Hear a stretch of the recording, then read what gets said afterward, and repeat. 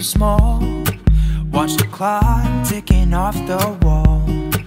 But tonight I'm letting it go. Spend my coin for sure. I'm gonna be myself, or I could be someone else. No one's stopping me now. I'm gonna skip my breaks, I'm gonna make mistakes. I just wanna feel alive. It's just what I do when I'm out, so try not to Madam Ivan. Hi guys! Welcome back to my channel, and for today's video, nandito tayo ngayon sa Montible. No? So, ito yung lupain ni Mama at Papa dito sa Palawan. Ngayon ko lang napuntahan at nagulat ako, ang daming tao. Akala ko walang tao dito sa lupain nila Mama, pero ayan sila. Ayan. Yung iba meron pa doon. Maraming tao guys. So nandito kami kasama ang aking mga friend from part of Princess. Wala, pumunta lang kami dito kasi ang init. Ang sabi nila, sobrang ganda daw dito. Ang maganda rin naman talaga kung nakikita nyo ang may mga buwaya dyan, dalawa. Ito naglalakad na naglalakad na yung buwaya. Ay, ito pala yung kanyang kapatid. Buwaya din? Oo. Okay. Ay, yung itong baboy nandun na. Nainit be. And of course, ito Islam, ang kanyang hobby. Anong iniinom nyo? Guys, just tayo mga guys. Just lang. Taray naman, happy life. Ng hape ng halimuyak. Ayaw magpatalo. A few moments later. Magkakaroon tayo ng Q&A. Actually, nag-post ako sa Instagram ko and may mga nagtanong. May mga napili na akong mga tanong. Dapat, nakaraan ko pa ito i-upload. Kaya lang may isang nag-comment na sabi niya, mukha daw akong pera, kaya ito unod-unod yung upload ko to the point na parang wala ng content talaga. Well, ang vlog ko naman talaga is lifestyle vlog. May time talaga na mahilig ako mag-upload. May time na tamad ako mag-upload. Inuulit ko lang kapag masipag ako. And may time din kasi na sobrang tamad ko. Ang init, mami. Pwedeng mag-intro-intro muna tayo. Grabe init. Budas ka diha ha.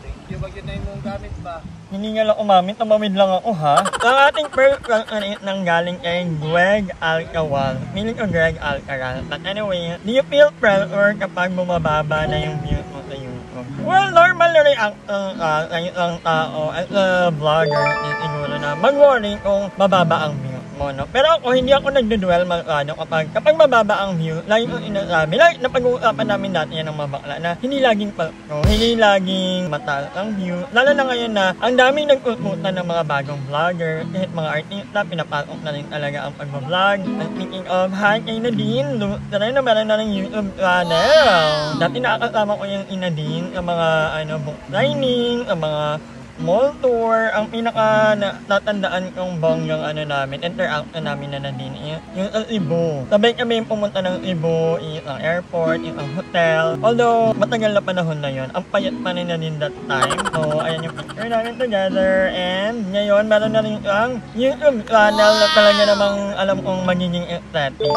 And hello din kay Liza Soberano na nagbabalik YouTube. Yun nga, medyo nape-pressure, oo. Pero I think it's a good pressure na parang pagmutihan natin ang ating ginagawang content. It's a wake-up call. Yun lang. Pero hindi ako nade-depress. Anong mabigat yung word na depress? Medyo nape-pressure, oo. Pero I know na darating din yung time na medyo mababa talaga ang view. Lalo na bumalik na tayo sa mga buhay natin. Kasi yung pandemic tapos na. Although mayroon pa rin banta ng pero I mean, we are slowly going back to our normal life. Kaya lagi kong sinasabi, hindi forever ang pag-YouTube. Kaya mag-aral kayo kasi iba pa rin ang mga nakagraduate. So, going to our next one is, ano po ang status nyo ni Ika and Jill? Ano to? Magjojowa ba kaming tatlo? Charot. Kaya ni Ika, we're okay. I'll be honest with you guys. Although hindi na rin ako mag-ano ng detail. Normal naman siguro kung magkakaibigan ang nagkakaroon ng tampuhan, paminsan-minsan. Kami nagkaroon kami ng tampuhan. Pero that was in the past. Tapos na. And ngayon, hindi na kasama sa amin lately kasi nagkakaroon kami ng abakoor and sometimes talaga may mga kanya-kanya tayong ganap sa buhay. buhay. Ika kasi more on volleyball, more on beauty pageant, and kami naman, iba yung life na meron kami. But that doesn't mean na hindi kami okay. Okay kami nila, okay kami nila Jonelle. Ito kasi natutunan ko is that pag meron kayong tampuhan or something ng friend mo, huwag nyo ipaalam ng madla sa social media. Kasi anyway, hindi naman yun kasama sa mga tampuhan nyo. At for sure, yung tampuhan nyo na yun, mararesolve din yun eventually. Magiging okay din kayo, makakalimutan nyo, magtatawanan na lang ulit kayo. Ito, galing kay Nad Corella. Madam, bakit pag wala kang upload, wala ring upload sila Aye, Janine at Jonelle? May usapan ba kayo? Actually wala. Hindi ko alam kung bakit din, no? Pero oo nga, napansin ka rin yan. Wala namang kami dyan ng usapan. Pero kung mapapansin nyo, ako talaga, mas madalang ako mag-upload compare sa kanila. Kasi hindi naman sinasabi ko na hindi nila love yung ginagawa nila. Pero si Jonelle, busy. Si Aye, busy. Si Janine, hirap din ako mag-edit. Kasi nakiki-edit lang sa laptop ko or minsan sa phone ni Aye. So, alam mo yun. May mga kanya-kanyang ganap in life ang mga bakla. Galing kay Sam Yup Sam. Biggest takeaway lesson for 2022.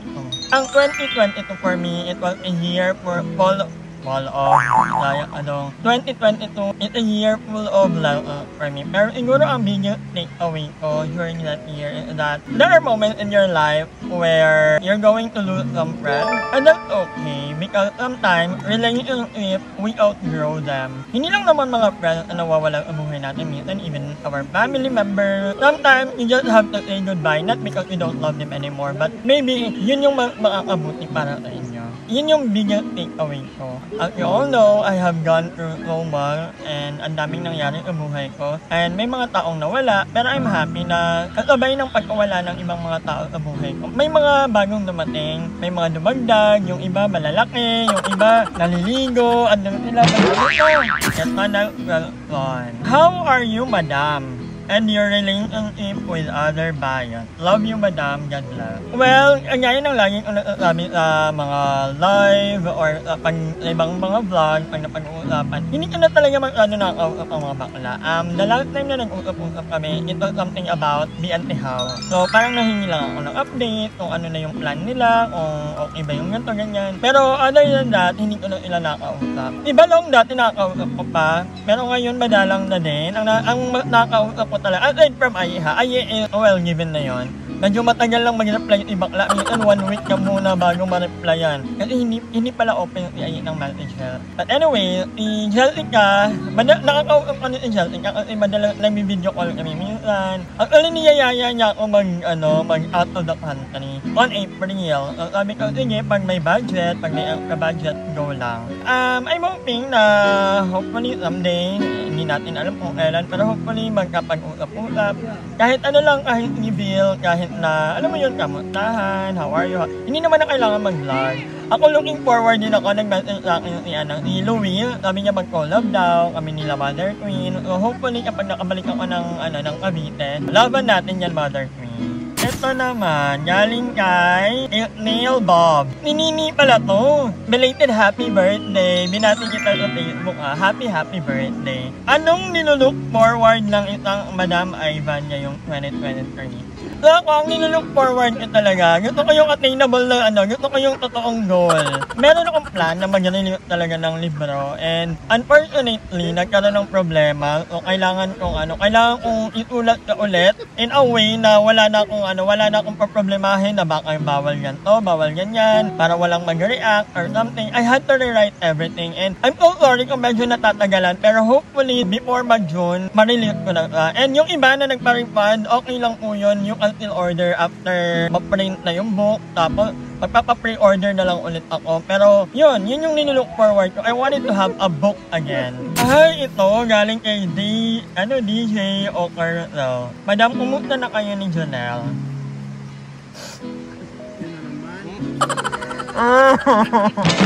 Yun lang. They were okay. Actually, the last time na nag-usap kami ng Jonelle during his birthday, nung inakantahan ka ng happy birthday, magka-video call kami. Yeah, we're okay. So, kami ni Jonelle, we've been through a lot. Sobrang dami na namin napagdaanan, and it's a long story pa din, pero maybe that's for another vlog, but now we're okay. And I wish na sana matapos niya na yung pinagkakabitihan niya. Kasi gumagawa ka ng thesis ngayon and talagang focus talagang i-journal ngayon sa pag-aaral. And I'm so happy for you and I'm so proud of you. Gusto niya makapag-college, gusto niya makapag-aral ng kolehiyo and hindi ba naman ako para hadlangan sa mga gusto niya, diba? So, we should let people spread their wings so they can fly high enough to see the world. Hi Janelle, I miss you so much. Ingat ka palagi and come visit Palawan.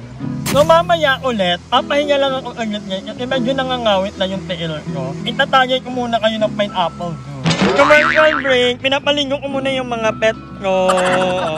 Ay, may mga pangalan yung mga pet ko. Ayan. Hoy, dito lang talaga sa Multiple makikita Ang dinosaur, malaking turtle. Go! Ang galing! Ang galing! Ang galing ng turtle! Turtle, di ba? Dati nakita ko na sa El Nido eh. Kaya dito na naman ulit sa Multiple. Tawang-tawa naman yung Peppa Pig natin doon. May ano din tayo, may monkey-monkey. Dalawa. So, ayan mga kangangar, lumipat lang tayo ng venue. Ang ganda ng ang ganda ng ilog dito. Ang ganda ng view. Ito na, ang ating next question ay galing kay Mad. So, how is your relationship with Madam Ellie? Hindi na talaga kami nag-usap na Ellie. And that's okay. Wala problema doon. Hindi naman ako galit or something. Kaya ano natin nga. Galing naman sa good friend ko na si George McLean na kasalukuyang nasa Amerika ngayon. Hi, Mi! I miss you so much. Sabi niya, what is your birthday wish? Yung makatotohanan lang, please. Ang birthday wish ko, McLean, is magpadala ka ng birthday cake or wag na cake, pera na lang. Charot. Hindi, ang birthday wish ko lang is maging masaya lang. Yun lang naman ang aking birthday wish. Samahan mo na rin ng good health. So, yun lang ang mga tanong na ating napili. So, maraming salamat sa mga nagpadala ng kanilang mga katanungan. And so, maraming salamat sa panonood. And magkita-kita tayo sa vlog. So, ayan mga kangonger. Hindi ko ma-explain yung ganda ng ilog dito. Actually, hindi mabigyan ng selfie. Pero over there, sobrang ganda. Ang ganda-ganda. Although medyo nakakasad lang kasi yung gilid, ang daming basura. So, panawagan po sa lahat ng mga mag-outing. Every time na pupunta kayo sa mga ilog or dagat or kahit saan man yan, make sure natin na dadalhin natin yung mga kalat na dala-dala natin. Kasi wala namang naglilinis sa mga gantong lugar. So, yung mga basura, nananatiling basura. Kung hindi na pupunta sa ilog, sa dagat, so, maging responsable tayo. Kasi alam kong gusto natin mag-enjoy, mag-relax. Pero we can do that by also protecting our mother nature. So, lahat ng mga basura natin, dalhin natin pabalik sa mainland, itapon natin ng maayos. Kasi wala, sa atin din naman ang balik niyan eventually. So, maging responsible po tayo. Ganyan ko kaganda. Ang ganda-ganda niya in person, as in. So, ganito kaganda ang ilog dito sa Palawan. Grabe. Yeah, I shook off all the bad vibes, cut me loose from the pettiness. They turn on me, but now I am perfectly free to be me. Hi! Maraming salamat sa panonood ng video na to. At kung natuwa ka, please don't forget to like and share this video. Mag-subscribe na rin kayo para bongga na. Yun lang.